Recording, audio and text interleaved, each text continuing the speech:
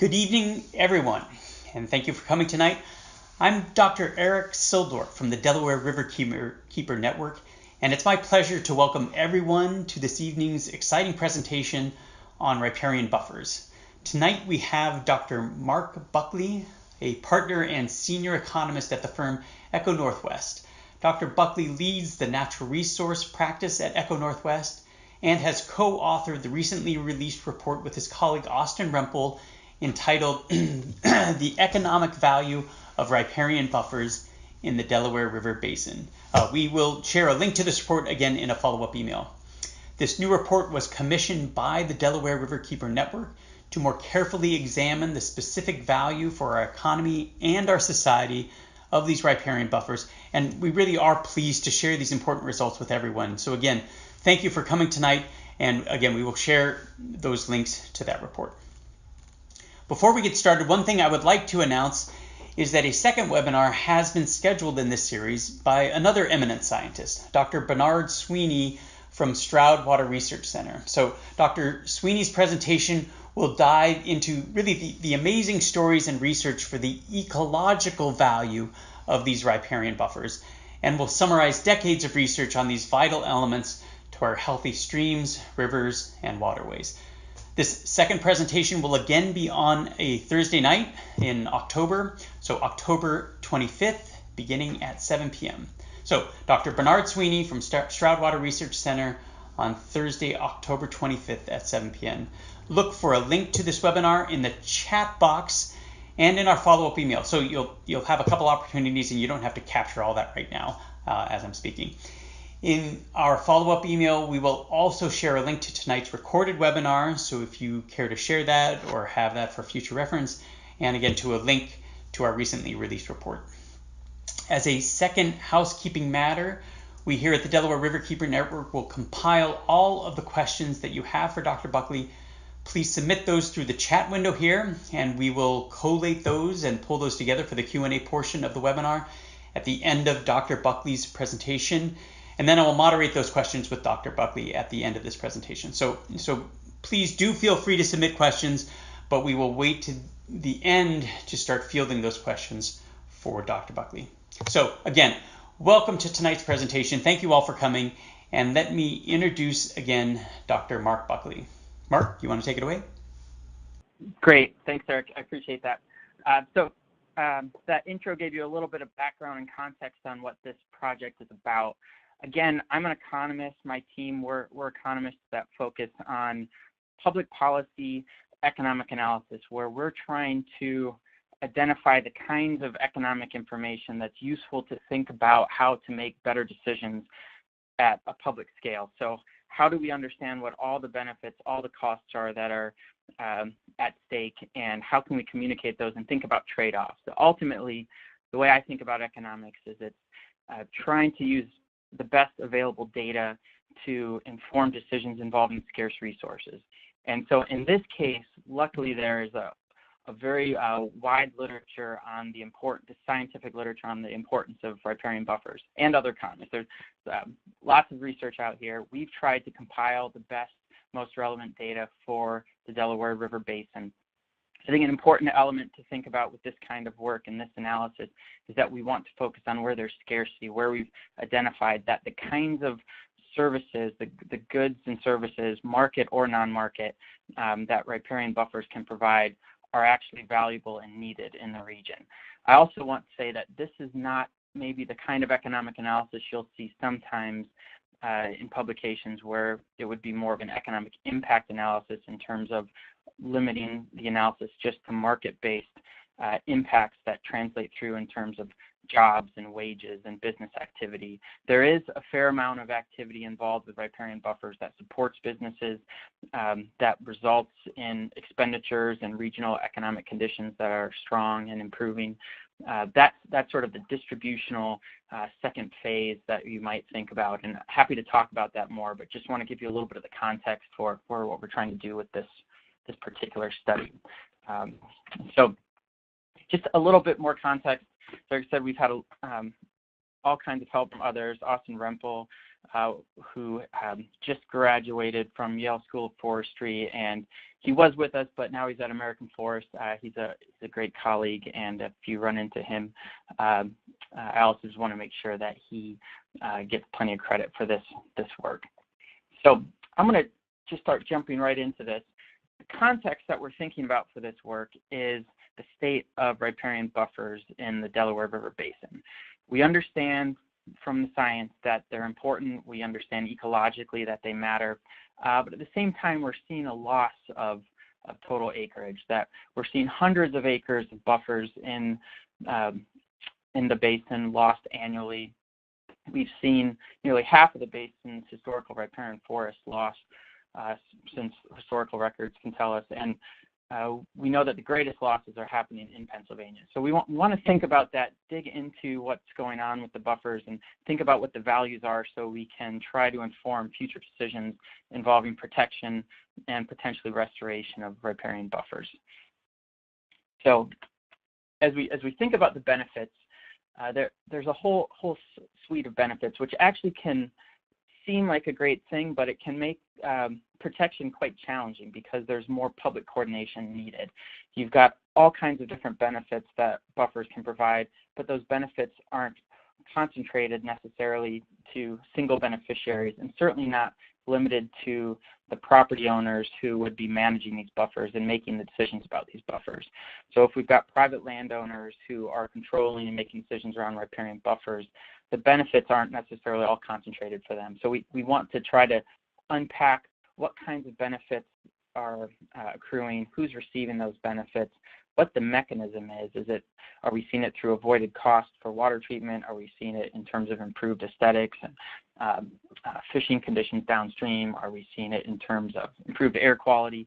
You can imagine when you look at these different categories of benefits, water quality, community livability, habitat, flood protection, that they aren't equally distributed across the landscape. They're certainly not limited to the site of the buffer, and they're not even limited to riparian property owners or users alone. And some of these, certainly as we get out into carbon sequestration, carbon storage, this is a global issue. So this is the kind of situation that we tend to think of in economics, that markets are probably not going to be operating efficiently, meaning that resources are not necessarily being invested to their highest value or to their fullest level. So there's probably, when we see this kind of situation, sort of with public goods, common property resources, we expect that there might be an under provision and there could be a market failure. So we want to try to unpack that and see where some information could help policy move towards potentially more efficient investments in riparian buffers. So to do that, we wanted to walk through these questions about what is the status of riparian buffers in the region, what's going on with them, what are the trends, are we seeing more buffers, are we seeing less, what kind of land use is encroaching on buffers, and then start to unpack based on that change in the quantity and geography of the buffers, what kinds of benefits or costs is society bearing from these, and if these current trends extend in the future, what can we expect? What order of magnitude in terms of benefits are we going to be thinking about, and what kinds of costs could that be for society? And just as a little bit of context, when we start walking through this, as I said, we like to try to think in terms of trade-offs and how we allocate scarce resources. Generally, these the buffers, intact buffers, are in sort of a forested or agricultural context. And when we look across the states of the Delaware River Basin, typical ag land costs are sort of $3,000 to $13,000 per acre. Easement costs for riparian buffers tend to be in the 60 to 80%. Oftentimes, those buffers are sort of on the edge and not necessarily the most accessible from, say, an agricultural, commercial production standpoint. So the cost of protecting these buffers is probably, when we're talking about protection, upfront avoided loss, we're talking about a couple $1,000s an acre. So these aren't that high of cost. So have that that number in your head as we walk through some of the analysis, that conceivably these costs, how we actually bear that cost and how we fund those costs, or who has the responsibilities for those costs, that's sort of the public policy question. But from a social efficiency perspective, we want to think about how the costs versus the benefits compare for keeping riparian buffers functionally, ecologically intact versus letting them be moved into some more heavily developed land use. A lot of this work is reliant on EPA's watershed index data, Landsat remote sensing data, and in particular, we looked at how riparian cover changed from 2001 to 2011 in the basin.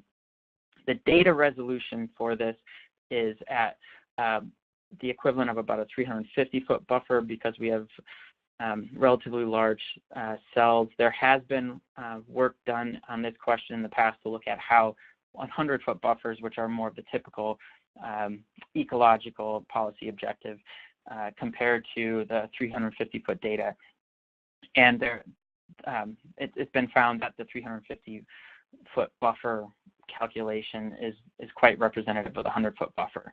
And certainly there's plenty of science that shows that larger buffers out beyond 100 feet can be very valuable, particularly for wildlife, large woody debris issues and the like.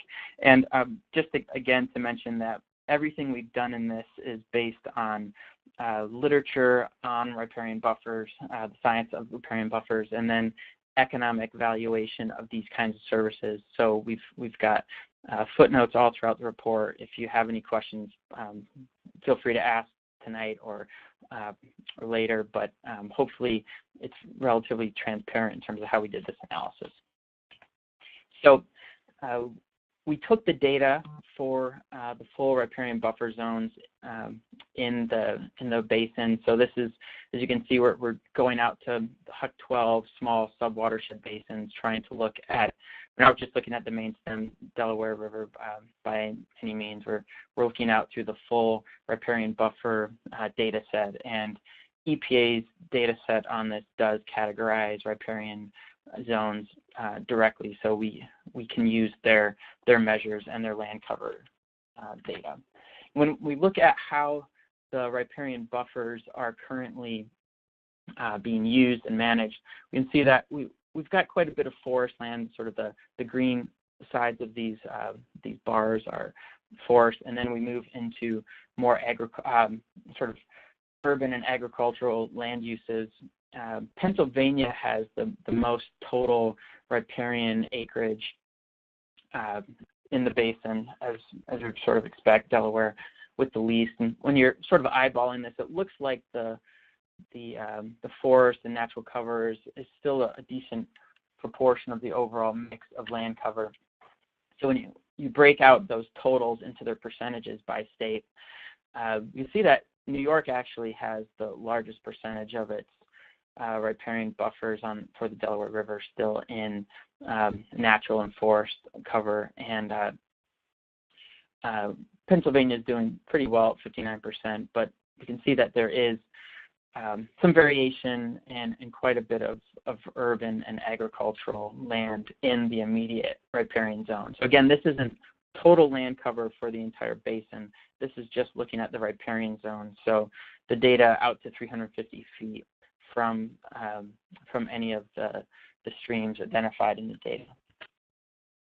When we look at how this mix is sort of at its core sense, if we want to think about natural land cover versus human use land cover, we can see how much by state, though, they're sort of the distribution of where there's been the most encroachment into the riparian zone. So where we can tell that the riparian zones are some of the most developed and probably riparian areas are the most scarce. So some thinking about where there's going to be the most need or urgency to protect remaining buffers, where we can tell that there is quite a bit of pressure on those existing buffers. And we look at how the acreages have changed over the this 10-year time frame that we're talking about here. I'm just going to make this a little bit bigger so I can see this all as well. What we're seeing is that urban land has had the largest. So again, this chart right here is summing across all 5 states that urban land has had the largest change in terms of total land cover in the riparian zone. And riparian forest has had the largest decrease in the basin. So on net, what we're seeing is land is moving out of riparian forest and maybe not necessarily directly into urban land. This data don't let us track immediately we're not trying to track each individual acre in this chart. This is sort of on net, but we can see that we're getting this increase in development, and it's also, I think it's useful to see that it's not necessarily that we're seeing more agricultural land, we're seeing more urban land. So that's kind of the issue, the trade-off that we're thinking about as we go into this study. When we look at this breakdown by state, what we're seeing is that Pennsylvania has had the most change in the riparian zone in general in terms of total acreages and this increase in urban land in the riparian zone and loss of riparian forest. So even though we saw that the best current data as far as 2011, there's a decent mix of, or decent, relatively speaking, amount of riparian forest maybe in Pennsylvania. It's where we're seeing the most loss. New York has very little change. So right now it looks like there isn't as much pressure. So if I was looking at this, I would expect that Pennsylvania is the kind of place where we want to start to pay more attention to what's happening in the riparian zone, followed by New Jersey. But those might also be helping us forecast what some of the pressures and trends are going to look like moving forward beyond this. So when we look on net with these quantities of riparian lands and movement from riparian forest into other land uses or all natural land cover into developed land uses, what we're seeing is hundreds of acres of riparian forest and natural land cover being lost annually. So again, this is just within the riparian zone, which is relatively limited and quite ecologically valuable in this region. So even though we're, maybe we aren't talking about thousands annually, we're talking about hundreds, but these are probably some of the most valuable, but not necessarily the most expensive acres in these regions. So what we wanted to do then is think about these buffers, where they are, what's happening to them, and what is society losing with this loss of buffers in the Delaware River Basin. And again, we want to look at the full set of benefits, and we aren't limiting ourselves to benefits that are manifested in terms of market sales of, say, property or fish or direct purchases. This is sort of the full range of benefits. And if anyone's sort of run into this kind of study, we want to try to trace how any particular benefit is experienced. So when it comes to buffers, they have a very wide range of benefits, and the pathway, the mechanism for those benefits can really vary. This list that you're looking at here is the set that we went after, that we investigated for this study, and water quality alone is sort of a good example where there are all kinds of different pathways that the water quality benefit can be manifested. If we're preventing nutrients and sediment from entering waterways, that might affect downstream drinking water supplies. It could affect downstream industrial or agricultural uses of water. It can affect in-stream conditions. This is where the science gets to be very important, and it's great that there'll be another webinar soon that can dig into the data on this a bit more. So here we're trying to jump forward to think about what the economic implications of these kinds of benefits are. Again, so these are the ones that we went after, and to some extent they're kind of sorted in terms of how well we can quantify and what we know from the science about the magnitude of the benefits. But this is a big watershed. There's a lot of variation in the watershed. In any one particular location, buffers might be particularly important for any of these benefits, and the ability to substitute the functions of a riparian buffer is something that's important to think about when we think about these benefits and values. If there really isn't a good substitute, if there isn't a good way to adapt or mitigate to the loss of those buffers, it becomes especially important. So we're always trying to highlight and understand the situations where buffers are providing a benefit that is either extremely expensive to replace, or technically there isn't really a good way to substitute for those kinds of benefits. And that kind of touches on the last point I wanted to make when we're thinking about the benefits, is that the book probably isn't closed on buffers in terms of all of the complex effects they can have on their immediate downstream watershed environment and context. So as things change, as land use changes, as climate changes, as populations grow, as resources shift, riparian buffers can be revealed to show all kinds of benefits. So we're recognizing that this study probably isn't the end of the question of what buffers do and how valuable they are. So from a water quality protection, as we said, what we're trying to think about here is how riparian buffers are able to absorb sediment, nutrients, contaminants from runoff, how streamside vegetation is able to contribute to water quality conditions. We've relied heavily on data from the Chesapeake Bay for this analysis in terms of how land use and land cover affects both loading of nutrients and sediment, but also the ability to uptake or filter or prevent that those nutrient loads from reaching waterways.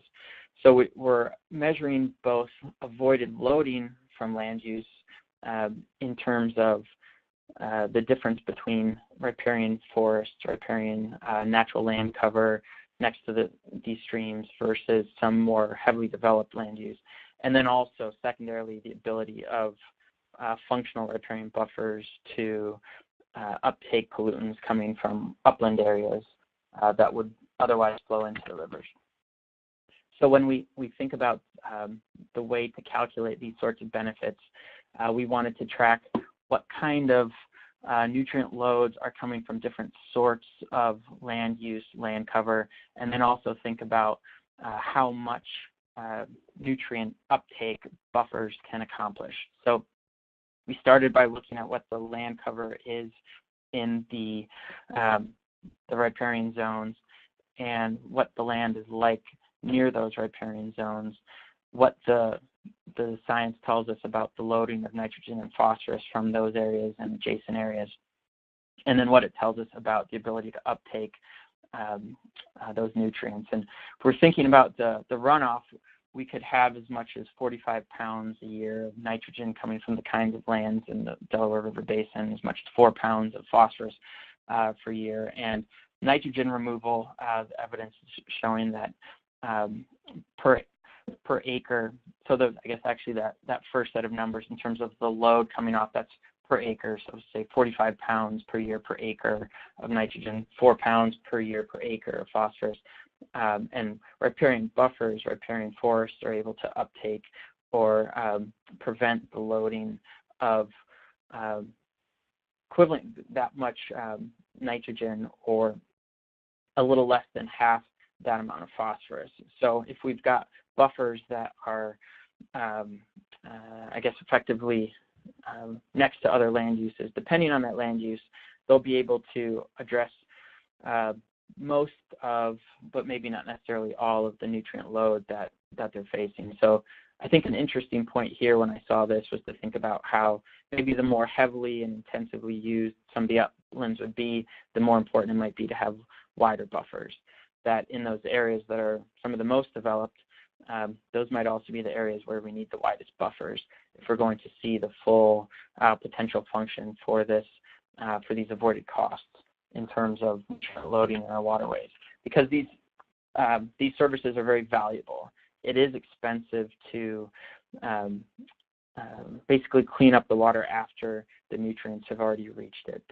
I know that from my work with EPA, there's quite a bit moving forward in terms of water quality standards around nutrients, and this is clearly an issue, and I'm sure we'll hear more about it. And probably most people on this call are well aware of the issues at stake in terms of the effects of nutrient loading on streams, and trying to deal with that problem separately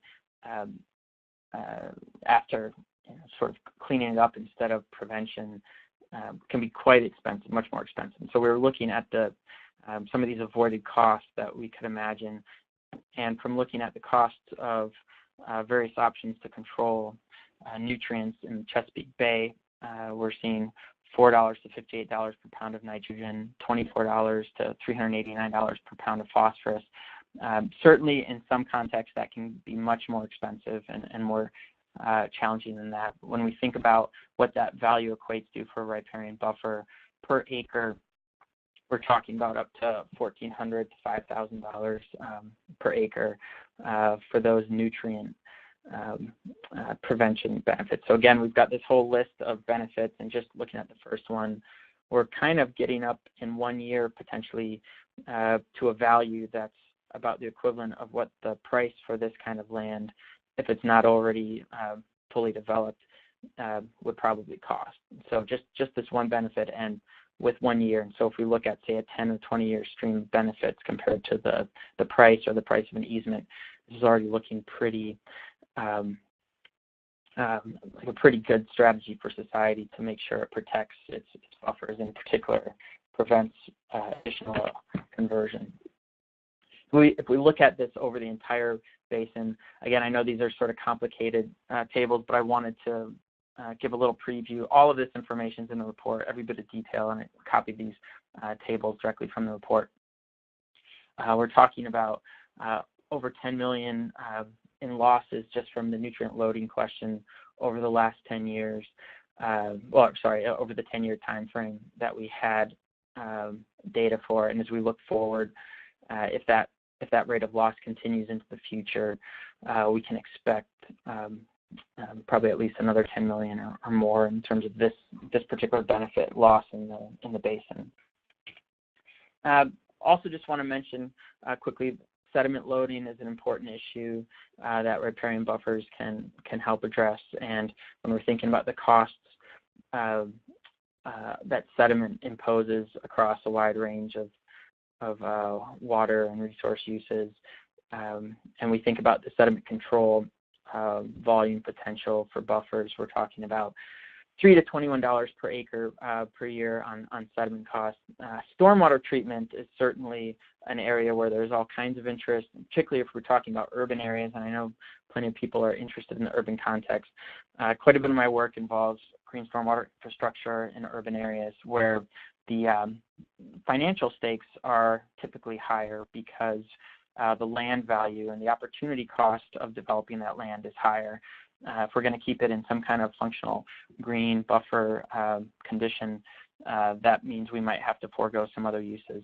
But stormwater treatment benefits, when you scale down to buffers, can be particularly valuable in this sort of context. And I'm sure several folks are aware of how expensive and how important this question is for communities, as just the work I do, New York City, Seattle, San Francisco, Portland, San Diego, LA, all these communities, DC, all the kinds of communities in Chicago are dealing with billions of dollars in potential stormwater compliance and stormwater volume management issues. So anything we can do, and sort of a separate topic and plenty of other papers out there on the value of green stormwater infrastructure and the increased set of benefits that we can see from riparian buffers and sort of green infrastructure in an urban context, just because of that scarcity. When we're talking about the scarcity, the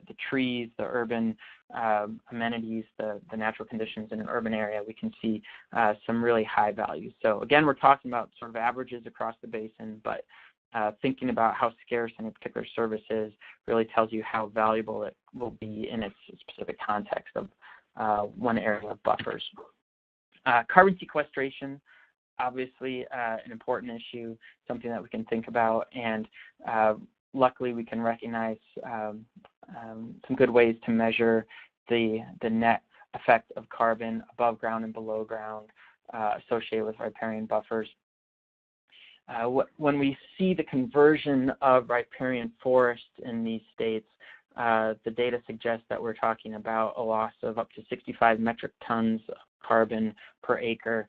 So that's quite a bit, and that works out to over the next 10 years, if the rate of riparian forest loss continues, that's a $12 million value in terms of carbon that would be potentially lost and released into the atmosphere.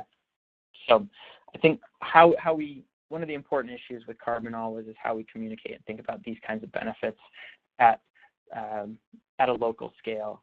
And so that's always a challenge. We deal with this often in trying to translate carbon benefits to a local context is always particularly challenging, but I think it's one that we're seeing here at the scale of the benefits. This is probably more total value than the water quality benefit here alone that we might tend to typically prioritize when we're trying to justify the protections for riparian buffers. Air pollution mitigation is another important benefit that we can see from riparian buffers. Done quite a bit of work, and there's a good understanding of how trees are able to uptake and provide some natural filtration for particulates, other air pollutant sources. And when we look at what kinds of benefits we can expect for the type of riparian forest and land use, the context matters again. If you're in an area with high air pollutant sources and relatively scarce air quality conditions, the value is even higher. So per acre per year, a few dollars in terms of the value, in terms of avoided air pollutant abatement cost in a rural area, but that goes up by 10 times or more in an urban area. So this benefit is particularly important in urban areas, and what we're seeing is a loss of over $1 million likely over the next 10 years just on this air pollution benefit for these buffers that will probably lose if the current trajectory continues. Flood protection is a complicated issue, and this is one where the science is particularly important because plenty of people probably run into this situation. There's not necessarily a lot of agreement in public in terms of what riparian buffers will actually do. There's obviously been quite a bit of conversion historically by the Corps and other land users, farmers, cities, thinking that they want to smooth out these channels, but how science is helping us better understand the role that riparian buffers can play, not only wetlands and some of the larger buffers and their ability to store floodwaters, but also when we think about reducing the force and velocity and real erosive pressure and other of the drivers that can make floods particularly damaging. And when we think about the costs associated with this, these states are all areas that have to deal with flood damage and flood protection, and the cost of cleanups and even preventative measures in Pennsylvania, where they're trying to remove homes from flood-prone areas.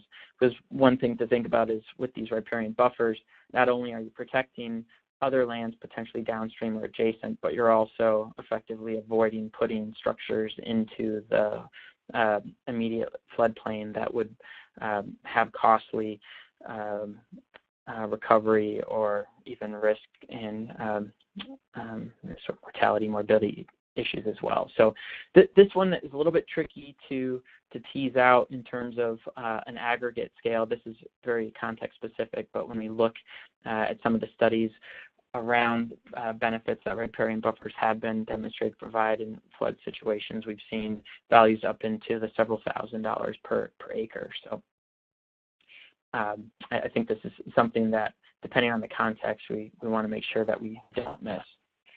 Habitat provision is certainly something that is probably one of the original drivers. People think about these riparian areas from an ecological perspective, all of the important contributions they can have, and the variety of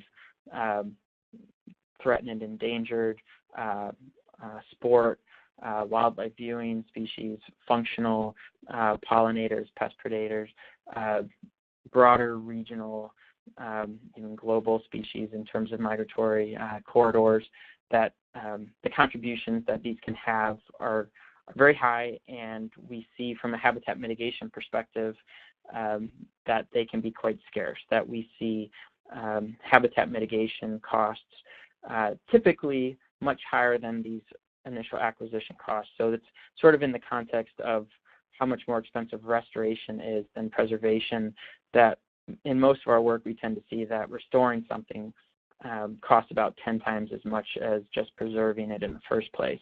So when we think about wetland mitigation credits getting up to $50,000, $100,000 an acre at times, the value to society and the scarcity of these services from a habitat perspective is very high. And again, depending on the context, alone can certainly justify a community's decision to protect or maintain functional buffers. Outdoor recreation is something that's increasingly an issue in our economic analyses, the studies that we do. We want to be able to communicate how quality of life, attraction, access to nature is good for public health, for education, for getting kids out from behind screens. And then there certainly is a commercial component in a lot of these areas and on these watersheds for hiking, fishing, guiding, etc., attracting businesses, attracting highly skilled workers, maintaining people, that the access, the aesthetics, the public health benefits really step up. And oftentimes I can say that when we've done some of these studies in sort of a consumptive use, working for the Forest Service, state forest, we often see that the economic value of outdoor recreation from high value accessible areas is much higher than the extracted values from the timber, the ranching, the grazing. So this is becoming less of, say, a tangential luxury concern and more of sort of a fundamental priority for how we manage and prioritize use of resources. And riparian buffers are right at that sweet spot for providing and maintaining important outdoor recreation opportunities. We also have seen that households in general appreciate riparian buffers.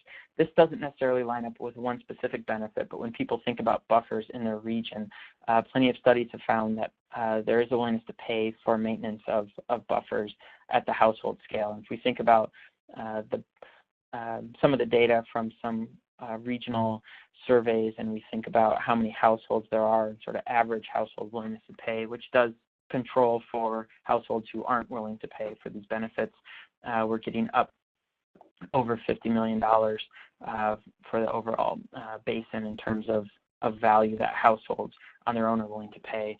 And this in total is a lot higher than the kinds of costs we'd be thinking about in terms of protecting these areas at the thousands to maybe a little over 10,000 per acre for existing buffers that are in place. So I think the important point here is to recognize that while some benefits are diffuse and there's a little bit of benefit spread out to a lot of different households, when you think about how to add all of that up, the total benefit can be quite substantial and can probably swamp other categories of more specific direct use benefits. So when we add all of these benefits that we've quantified up together, we're seeing up to $10,000 per acre per year in benefit. Again, I want to keep reiterating the context-specific scarcities matter for this, which means that any one particular area of riparian buffer could be a lot more valuable, or it might be less valuable with this set of economically monetized values. But overall, on average across the region, this is the sort of range that we're seeing, say a couple thousand up to over $10,000 per acre. And when we look at the loss projected over the next 10 years for these monetized benefits, we're expecting $2.5 million in annual loss across these benefits with the continued trajectory of buffer loss in the region. And again, that can be much more concentrated, and in the right place, a buffer can be quite valuable that might see a large portion of this on its own. And so that, again, these are average values, and it probably could be quite a bit higher. And if we see development or encroachment moving faster, then those losses would proportionally increase as well.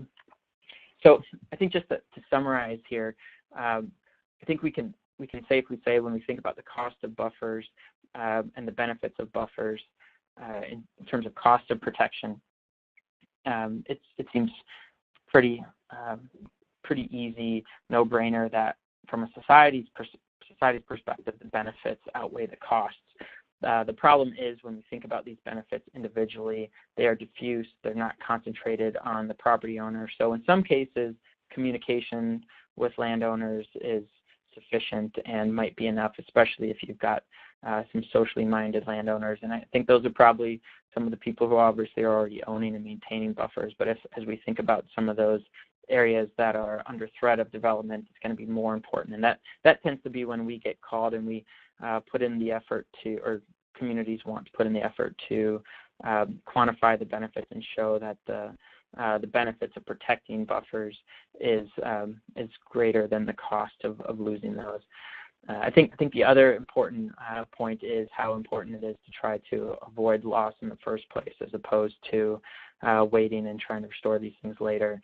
And I'm sure as later webinars will continue to go into the detail on these issues, we'll see that this set of benefits that we're quantifying here is probably relatively incomplete. So it's a start, we'll say. So with that, maybe I'll wrap up the main presentation and see what kind of questions we've got. I was trying to watch them a little bit and weave some responses in where I could. But, that's great, Mark. First of all, thanks, Mark, for rolling through that. A lot to cover, and certainly we've shared the link to the actual report in the chat box, and we will share that again via email. So if people miss that, they'll have an opportunity to dive into additional details as they care to. And there has been quite a bit of conversation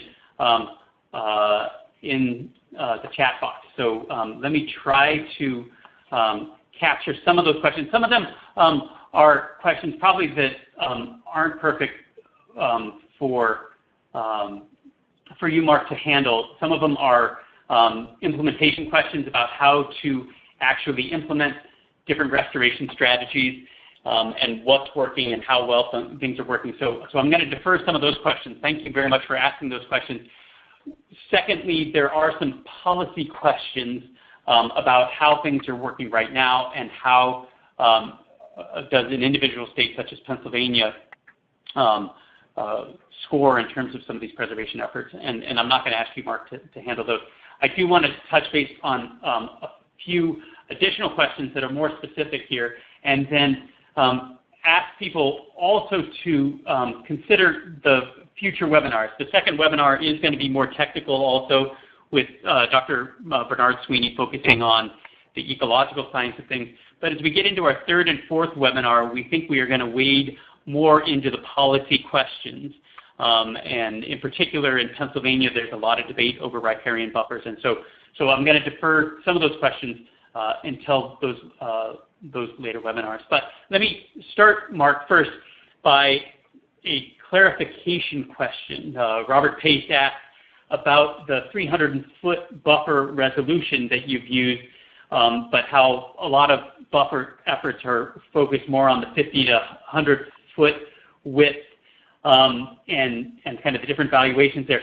Can you just explain again, Mark, and to clarify this, why you guys used 350 feet as opposed to a 100-foot buffer on each side of the stream, and how you were constrained? My understanding, Mark, is that you didn't have the option to look at the 100-foot buffer, but that your results are still relevant and you've been able to cross-calibrate the 300-foot analysis to the 100-foot analysis. Thanks. Yeah, that's a good question, and I know I touched it briefly. It ultimately comes down from the resolution of the Landsat data that EPA has available for buffers. We can't look at the buffer explicitly at the 100-foot level, but there have been studies using the 350-foot data to extrapolate to the 100-foot buffer. So I'll say that our analysis, when we were analyzing changes and trends in land use for the watershed, we had to do the analysis at 350 feet, but we have effectively made the assumption that that 350-foot set of data was representative of the 100-foot buffer. So we use the 350-foot data. We show all of our initial work at 350-foot scale, but then our focus on the actual analysis and benefits is at the per acre scale, assuming 100-foot buffers. So I know that there, depending on the kind of benefit, the width of the buffer certainly matters. So I would say that our final conclusions are specific to probably more of the 100-foot buffer context, but we wanted to show our work and how the underlying data is largely limited to the 350-foot level of resolution. So, does that help?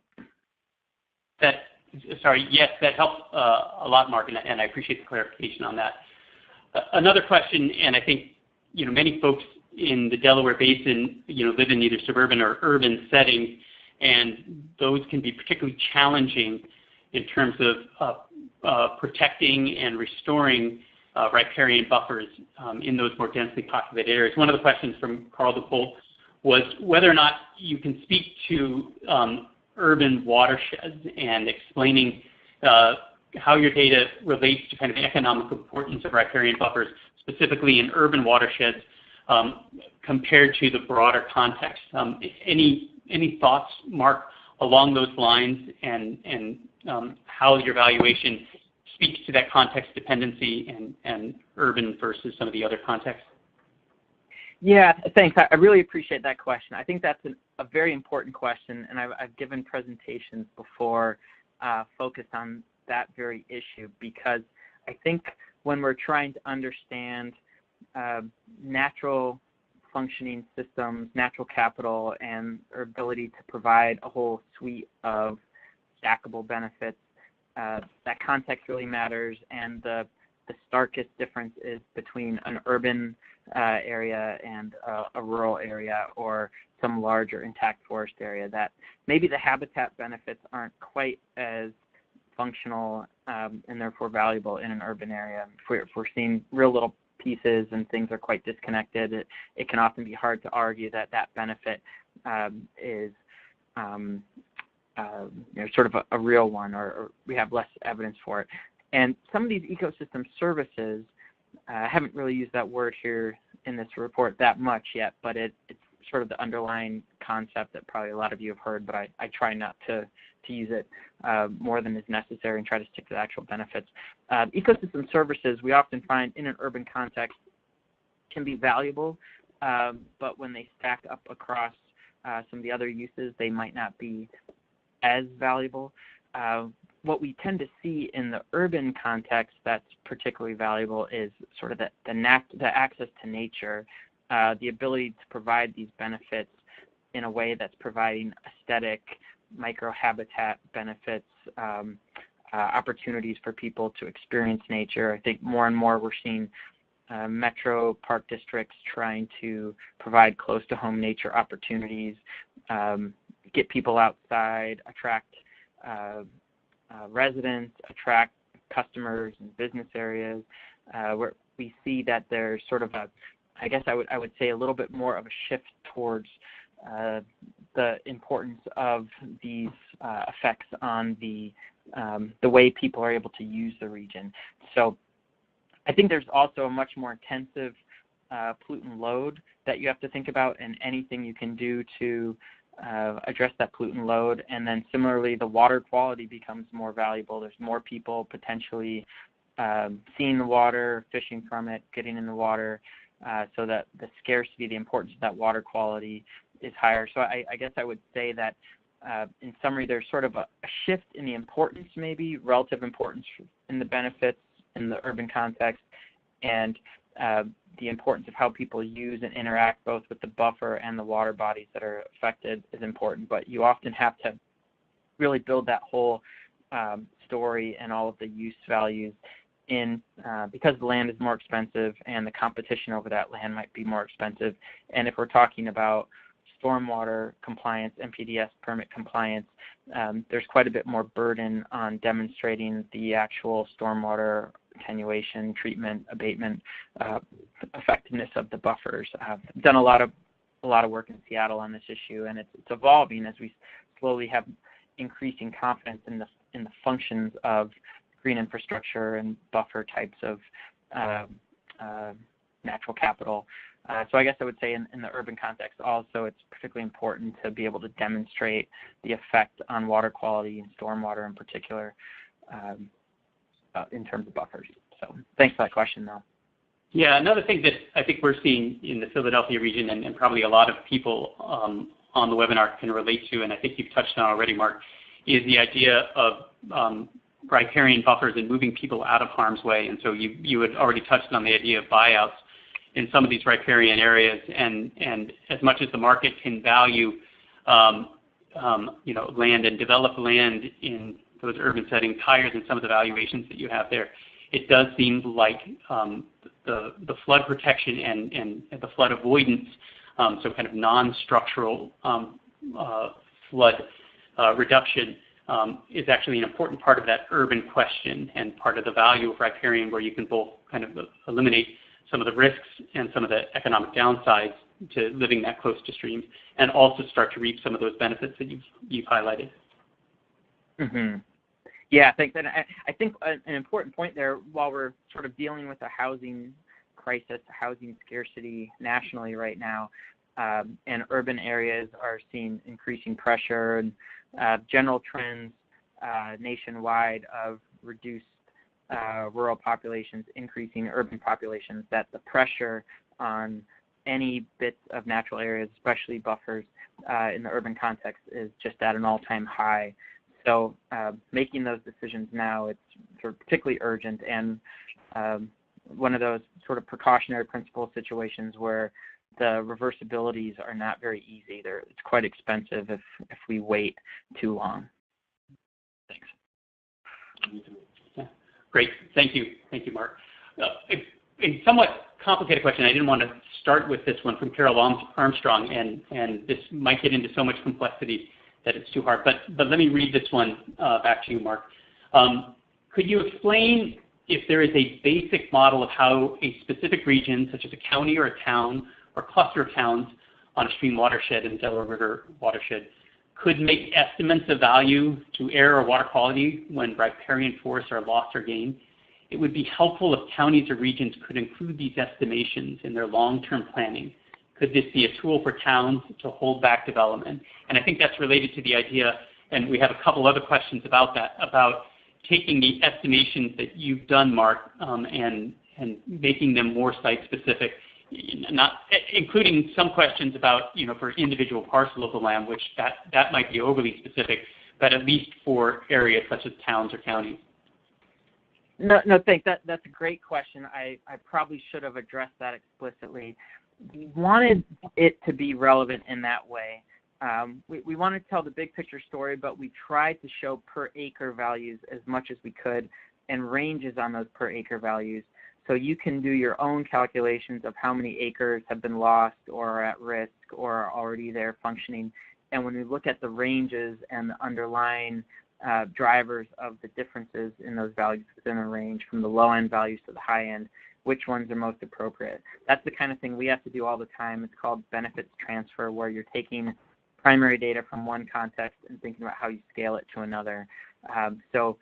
In particular, if you wanted to walk through these categories of benefits, if you're real ambitious, you can get your hands on or ask me for the underlying studies that we use for the valuation, and think about making the case for whether that context is one where the resource, the service, the buffer is providing is more scarce or less scarce. So if you're in a community that is has a TMDL, nutrient TMDL, or water quality limited in some way, then those benefits for the water quality improvements are particularly high. If you're in an area where there are air quality issues, you can move towards the high end of those air quality benefit ranges.